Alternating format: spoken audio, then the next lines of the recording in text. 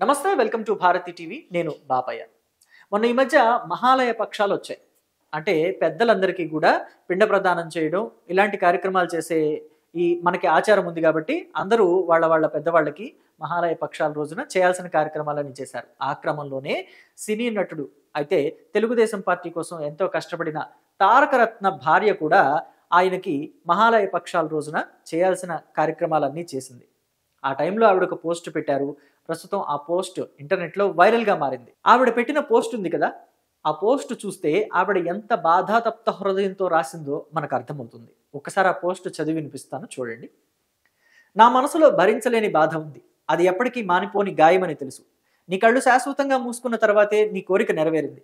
అదే క్షణంలో మిగతావన్నీ కూడా నీతో పాటే వెళ్ళిపోయాయి. ప్రస్తుతం నాకు బాధ కలిగించే రోజుల్లో నీ కథను తిరిగి రాయడానికి చాలా ఆసక్తిగా ఉన్న ప్రపంచంలో ప్రయాణిస్తున్నా. కాలం గడిచే కొద్దీ నిన్ను మరింతగా మిస్ అవుతున్నా. కొన్ని రోజుల పాటు ఊపిరి పీల్చుకోవడానికి కూడా చాలా కష్టంగా అనిపించింది. దుఃఖం నా గొంతును చుట్టుకున్నట్టు, నన్ను ఉక్కిరి బిక్కిరి చేస్తున్నట్టుగా అనిపించింది. అయినప్పటికీ నేను ఆశని వదులుకోను. ఎందుకంటే నీ గుండె చప్పుడు ఇప్పటికీ నాలో బ్రతికే ఉంది. అది ఎన్నటికీ నిన్ను గుర్తు చేస్తుంది. అంటే తన భర్తపై తనకున్న ప్రేమని, అభిమానాన్ని తారకరత్న భార్య ఎలా చాటి చెప్పిందో ఒక్కసారి చూస్తే మనకు అర్థమవుతుంది.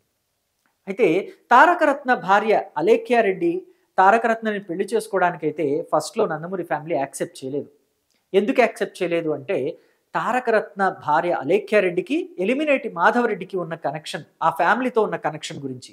అయితే విజయసాయిరెడ్డి అలాగే తారకరత్న భార్యకి ఎలాంటి సంబంధం ఉందో అందరికీ తెలుసు. కానీ దాని గురించి కూడా ఇంకొకసారి మీకు జ్ఞాపకం చేసే ప్రయత్నం చేస్తాను. అలాగే అలేఖ్యారెడ్డి అక్కకి తారకరత్నకి మధ్య ఉన్న కనెక్షన్ కూడా మీకు చెప్పే ప్రయత్నం చేస్తాను ఈ వీడియోలో.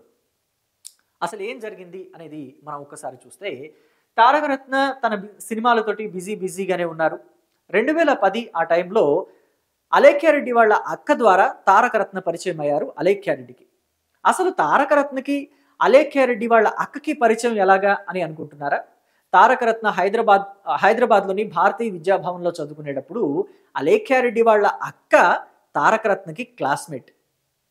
అప్పుడు భారతీయ విద్యాభవన్లో చదువుకునేటప్పుడే తారకరత్నని తరచుగా చూస్తూ ఉండేది అలేఖ్య. కానీ వాళ్ళిద్దరికీ ఫ్రెండ్షిప్ ఉందే కానీ వాళ్ళిద్దరి మధ్య ఎలాంటి రిలేషను లేదు. కానీ 2010లో మాత్రం పనిమాలా తీసుకొచ్చి అలేఖ్యారెడ్డి వాళ్ళ అక్క తారకరత్నకి అలేఖ్యారెడ్డిని పరిచయం చేసి బాగా చూసుకోవాలని కూడా చెప్పింది. ఎందుకని అంటే, ఆ టైంలో అలేఖ్యారెడ్డి డివోర్స్డ్. ఆవిడ ఎవరిని పెళ్లి చేసుకున్నారో చెప్పాలి కదా. విడాకులు అయినాయి అని చెప్పాలంటే అసలు అలేఖ్యారెడ్డి ఎవరిని పెళ్లి చేసుకున్నారో చెప్పాలి కదా. ఆవిడ పెళ్లి చేసుకుంది ఎవరినో కాదు, తెలుగుదేశం పార్టీలో హోంమంత్రిగా ఒకప్పుడు పనిచేసిన ఎలిమినేటి మాధవరెడ్డి కుమారుడు ఎలిమినేటి సందీప్ రెడ్డిని. ఆ వివాహం కూడా ఎలా జరిగిందో ఒకసారి మనం గుర్తు చేసుకోవాలి. ఎలిమినేటి మాధవరెడ్డి, ఇదిగోండి ఎలిమినేటి మాధవరెడ్డి ఈయన. సో ఎలిమినేటి మాధవరెడ్డి కొడుకు ఇతను. సో ఎలిమినేటి మాధవరెడ్డి చనిపోయినప్పుడు ఆయన్ని నక్సలైట్లు మందు పాత్ర పెట్టి పేల్చేసి చంపేశారు. ఎందుకంటే ఆయన హోమ్ మినిస్టర్గా ఉన్నప్పుడు నక్సలైట్ల ఏరివేతని మొదలుపెట్టారు కాబట్టి. సో ఆయన చనిపోయిన వెంటనే కుమారుడు పొలిటికల్గా హెల్ప్ చేయడం మొదలుపెట్టాడు. ఆయన wife Elimineti Madhava Reddy mrs political entry ఇచ్చారు, ఎమ్మెల్యేగా పనిచేశారు. తెలుగుదేశం పార్టీ హయాంలో ఆవిడ కూడా మంత్రిగా పనిచేశారు. సో ఈ క్రమంలో బిజినెస్ చూసుకుంటూనే తన తల్లికి హెల్ప్ చేస్తున్నాడు. అయితే పెళ్లిడి వచ్చింది కాబట్టి కొడుక్కి పెళ్లి చేయాలనుకున్నారు. సో వాళ్ళ దగ్గర అప్పుడు చార్టెడ్ అకౌంటెంట్గా పనిచేస్తున్న విజయసాయిరెడ్డికి ఈ విషయం చెప్పారు ఎలిమినేటి మాధవరెడ్డి మిస్సెస్. అయితే ఎవరో ఎందుకు, మా వైఫ్కి చెల్లెల కూతురే ఉంది, ఆవిడ కూడా పెళ్లి చేయాలనుకుంటున్నాము, ఈడు జోడు బాగుంటుంది, సంబంధం కలుపుకుందాము అంటే ఫోటో తెప్పిస్తాను చూడండి అన్నారట. సో వెంటనే ఫోటో తెప్పించారు. చూస్తే సందీప్ రెడ్డికి అలేఖ్యారెడ్డి నచ్చడం వెంటనే ముహూర్తాలు పెట్టుకున్నారు. పెళ్లి కూడా అయిపోయింది. 2010 స్టార్టింగ్లో పెళ్ళయింది. సో పెళ్ళయిన తర్వాత 5-6 నెలల్లోనే వాళ్ళిద్దరి మధ్య మనస్పర్ధలు ఎక్కువైపోయాయి. మనస్పర్ధలు ఎక్కువైతే ఇంకేముంది, విడాకులే. విడిపోయారు కాబట్టే 2010లో ఎవరి దారిన వాళ్ళు వెళ్ళిపోయారు. సో ఈ క్రమంలోనే డిప్రెషన్కి గురైంది అలేఖ్యారెడ్డి. సో పెళ్ళైన కొత్తలోనే ఇలాగా ఎడబాటుకు గురవటం, విడాకులు అయిపోవడం అనేది ఆడపిల్లలకు కొంచెం మనసుకి బాధ కలిగించే అంశమే. ప్రస్తుతం 2025లో అయితే ఆ విడాకులు అనేది చాలా సింపుల్ థింగ్ అయిపోయింది. కానీ అప్పట్లో మాత్రం కొంచెం బాధపడేవాళ్ళు ఆడపిల్లలు. సో అయితే ఏమైందంటే, సో ఈ క్రమంలో డిప్రెషన్కి గురవుతున్న తన చెల్లెల్ని తీసుకువెళ్ళి అలేఖ్యారెడ్డి వాళ్ళ అక్క తారకరత్నకి పరిచయం చేసింది. అలేఖ్యారెడ్డి అప్పటికే తను ఫ్యాషన్ డిజైనింగ్ కోర్సుని కంప్లీట్ చేసి కూడా ఉంది. కాబట్టి తారకరత్నకి పరిచయం చేస్తే లాభం ఏంటి అని అనుకుంటున్నారా? సో తారకరత్న హీరో కాబట్టి తన సినిమాలకి కాస్ట్యూమ్ డిజైనింగ్ చేసే అవకాశాన్ని కూడా తారకరత్న ఇచ్చాడు. ఇచ్చిన క్రమంలో వాళ్ళిద్దరి మధ్యలో స్నేహం కాస్త ప్రేమగా మారింది. వాళ్ళిద్దరూ పెళ్లి చేసుకోవాలి అనుకున్నారు. ఇంట్లో చెప్పారు.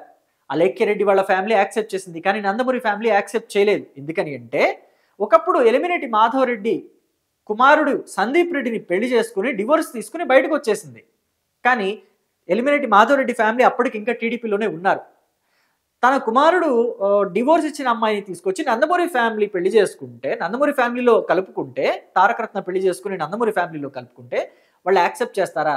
అది పార్టీ పరంగా ఏమైనా ఇబ్బంది అవుతుందా అనేది నందమూరి ఫ్యామిలీ ఆలోచన చేసింది. పైగా తారకరత్నకి అప్పటికి ఇంకా పెళ్లి కాలేదు. కానీ అలేఖ్యారెడ్డి మాత్రం సెకండ్ మ్యారేజ్ అమ్మాయి. తారకరత్నకి అందులోనూ నందమూరి ఫ్యామిలీ అంటే ఒక అభిమాన గణం ఉన్న ఫ్యామిలీ.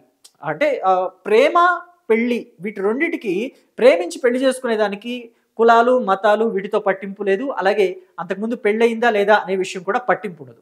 కానీ వాళ్ళు మాత్రం దీన్ని కొంచెం సీరియస్గా తీసుకున్నారు. వద్దు అని తెగేసి చెప్పారు. కానీ వీళ్ళిద్దరూ మాత్రం యాక్సెప్ట్ చేయలేదు.